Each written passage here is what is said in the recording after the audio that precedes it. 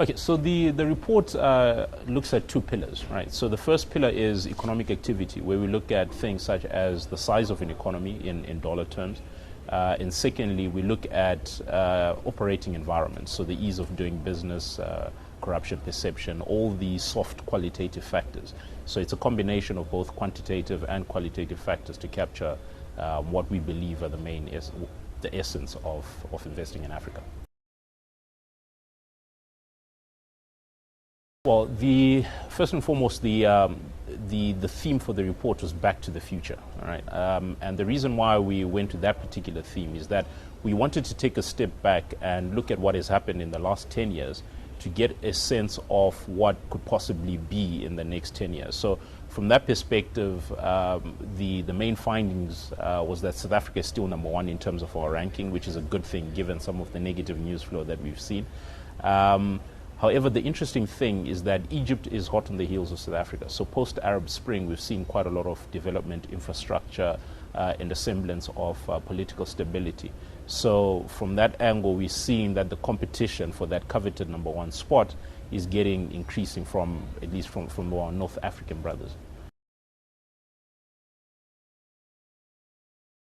Well, if we look at the FDI flows into Africa, the top 5 recipients, the first and foremost was Angola, receiving about $8.7 billion in 2015, and a lot of that money went into the energy sector. So the Puma deal in Luanda was quite a notable investment there, and some of the investments were from parent into some of the affiliates in Angola.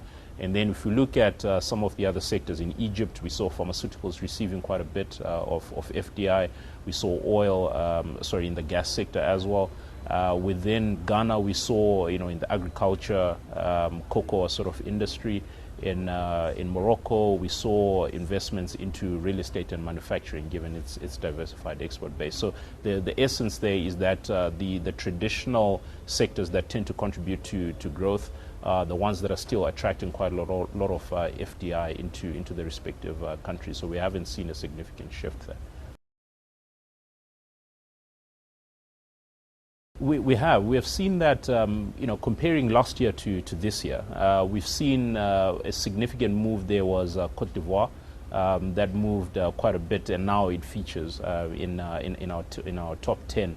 After a 13-year break. So we've seen quite a lot of development within the operating environment framework of our methodology. We've seen Kenya do particularly well, it's staying within the top 10, but its improvement has been quite remarkable, especially within the operating environment.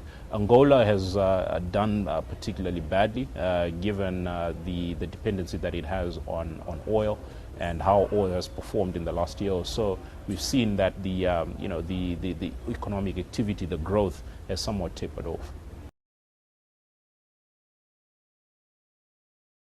Well, we're particularly excited with some of the countries within the East African region. Rwanda is a particularly exciting case for us.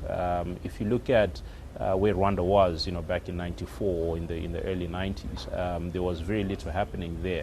To see the level of development today is absolutely phenomenal. Just walking through the streets of Kigali will tell you quite a bit in terms of the development that has happened. So things such as economic growth rates, although it's a small geographic country coming from a very low base, the economic growth is actually quite mouth-watering. On the operating side of things, you see that starting up a company, for example, takes you 6 hours to register. So small things like that are doing quite well for the country in terms of it being open for investors, etc. So they're doing quite well there. Tanzania is a very exciting case for us. There's a lot of infrastructure development happening there. The pipeline is absolutely amazing. I think the World Bank calls it the bright spot of Africa. So from that perspective, there's quite a lot of activity that is happening within that space, and it has been spared from the commodity sort of play that we've seen in the last year or so. So from that perspective, it is looking attractive on a relative basis.